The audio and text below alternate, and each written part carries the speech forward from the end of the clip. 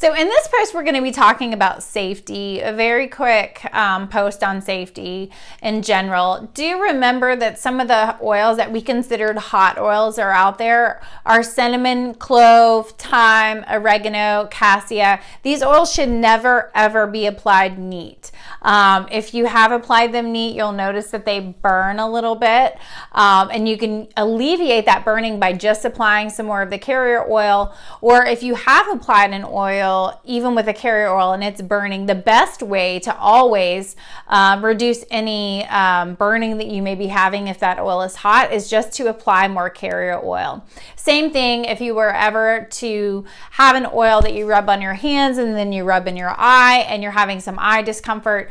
A wonderful way to alleviate that is actually to put some oil in your eye, a carrier oil, or milk is another way. Water is not a great way to wash off the oil. You're not going to be able to do that because water and oil don't mix. So just remember always that if you're having some heat from an oil that was hot, add more carrier oil, and that should help alleviate that.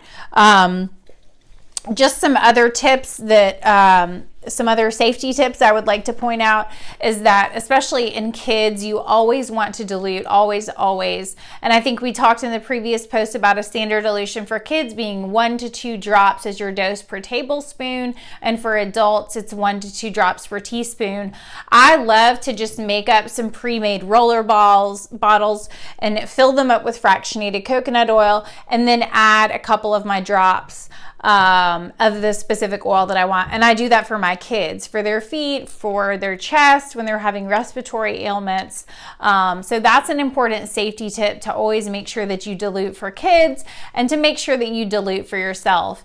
2 oils that you can always apply neat are Melaleuca or tea tree oil and lavender. Melaleuca is wonderful neat for any skin irritation that you're having. And lavender is a pretty safe, well-studied oil that you can apply neat. But I still usually use a carrier oil because it just gives me a greater surface or more product to actually apply the oil with.